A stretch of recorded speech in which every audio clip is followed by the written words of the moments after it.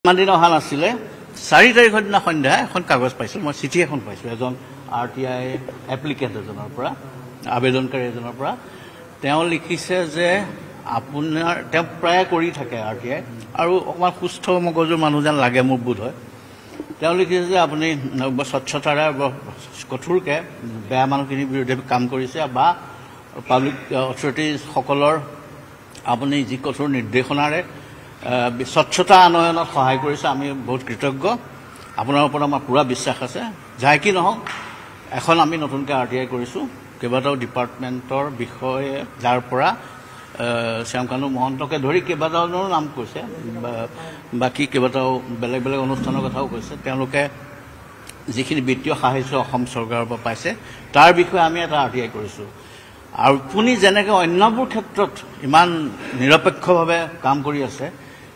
এই ক্ষেত্ৰতো আপুনি তেনেধৰণেই কাম কৰিব বুলি আমি আশা কৰিছোঁ আৰু ইত্যাদি ইত্যাদি তেনেকৈ লিখিছে তেতিয়া সেইটো 4 তাৰিখে সন্ধ্যা পাইছোঁ সেইখন চিঠি লগে লগে 5 তাৰিখে মই মাননীয়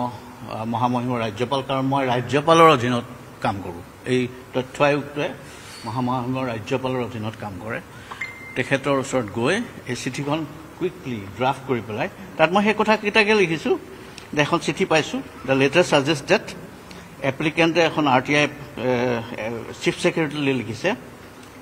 about the financial assistance accorded by various departments of the government of Assam to various individuals,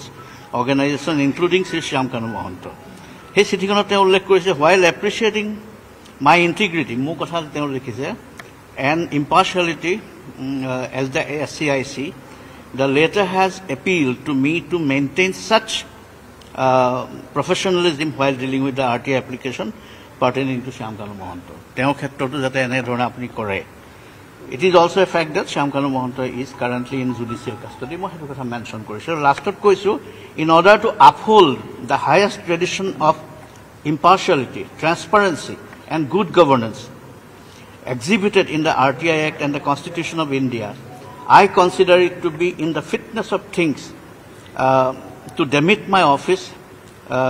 so that no doubts or inferences may be cast in the administration of justice pertaining to the instant RTI petition. যাতে কোনো সন্দেহ বা এনেকুৱা ধৰণৰ অনাহক চিন্তাৰ হেৰি নহয়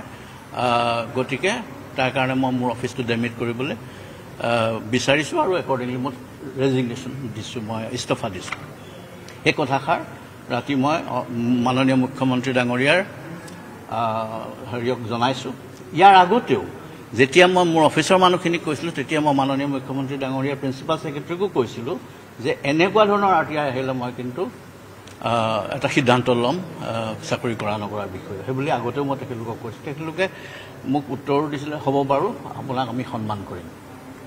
কথাটো সিমানে গতিকে অসমৰ ৰাইজলৈ মই শ্ৰদ্ধা সেৱা জনাইছোঁ কৃতজ্ঞতা জনাইছোঁ আৰু বিশেষকৈ পাব্লিক অথৰিটিজবিলাকে মোৰ সময়ত যথেষ্টখিনি ৰেছপণ্ড কৰিছে আৰু মই ভাবোঁ এতিয়া মোৰ দিনতে CIC কনফাৰেন্স পাতিলোঁ অনলাইন আৰটিআই ব্যৱস্থা কৰিলোঁ ঘৰত বহি পেলাই এতিয়া আৰটিআই কৰিব পাৰে আৰু লগতে যিখিনি আৰটিআই নামত দুৰ্নীতি কৰিছে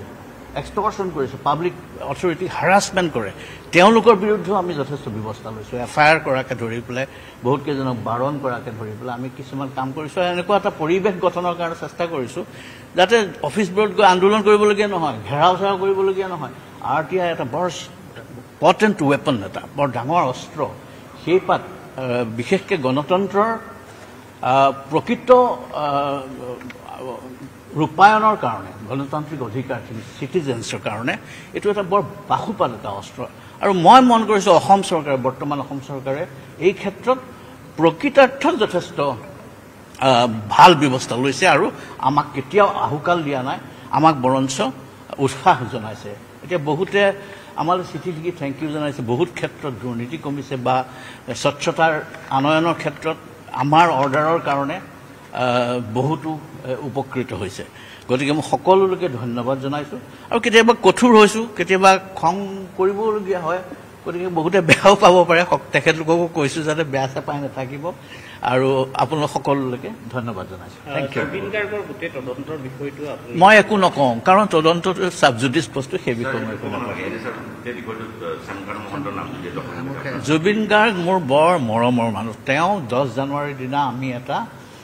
শ্ৰীমন্ত ফাউণ্ডেশ্যন বোলা এটা অৰ্গেনাইজেশ্যন আমাৰ আছে তাৰ অধীনত আমি মূকবধিৰ আৰু অন্ধসকলৰ কাৰণে এটা বিশেষ কাম কিছুমান হাতত লৈছোঁ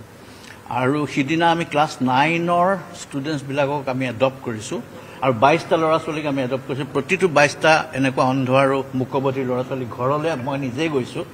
আৰু জুবিনেও আমাৰ লগত কলাগুৰু বুলি যিটো অনুষ্ঠান আছে তাৰ লগত একেলগে কাম কৰাৰ যথেষ্ট মন কৰিছিলে আৰু জুবিনে গোটেই ল'ৰাখিনিক লৈ গৈছে ল'ৰা ছোৱালীক মোক কৈছে ভাস্কৰদা লৈ আহক না লৈ গৈছোঁ জুবিনৰ ঘৰলৈ চবকে ভাত পানী খুৱাইছোঁ ধেমালি ধুমলা কৰোৱাইছোঁ পিছত সেই ল'ৰা ছোৱালীবোৰ আৰু বহুতোজন গুৱাহাটীৰ প্ৰথিতযশা লোকৰ মাজত জুবিনে আমাৰ এটা চেনেল এটা লঞ্চ কৰিছে সেইটো মূকবধিৰ আৰু অন্ধৰ কাৰণে আৰু সিদিনা আমি 12টা ব্যৱহৃত লেপটপ তেওঁলোকক উপহাৰ দিছোঁ ক্লাছ 9টোক আমি এডপ্ট কৰিছোঁ ক্লাছ 9ত কৰি তেওঁলোকৰ যিবোৰ কিতাপ ব্ৰেইলিত নাই সেই কিতাপবোৰ আমি অডিঅ' বুকলৈ ৰূপান্তৰ কৰিছোঁ কাণেৰে শুনা তেওঁলোকে সেই কিতাপবোৰ শুনি শুনি পঢ়িব পাৰিব গতিকে সেই লেপটপ ডিষ্ট্ৰিবিউশ্যন কৰিছোঁ সেইবোৰতো জুবিনে যথেষ্ট আমাক সহায় কৰিছে গতিকে এইবোৰ কামত আমি আগবাঢ়িছোঁ আৰু জুবিনৰ যি বিশ্বদৰ্শন বিশ্ববীক্ষণ মানুহক সহায় কৰাৰ সেইখিনি ক্ষেত্ৰত আগবঢ়াই নিবলৈ আমাৰ শ্ৰীমন্ত ফাউণ্ডেশ্যন বদ্ধপৰিকৰ আমি আগবাঢ়ি যাম আৰু ইয়াত তদন্ত প্ৰক্ৰিয়া কি হৈছে কি নাই হোৱা এইটো লৈ পেলাই মোৰ কোনো ক'বলগীয়া নাই এই বিষয়ে এইটো এটা স্বাধীন প্ৰক্ৰিয়া এইটো নিজে চলি থাকিব থেংক ইউ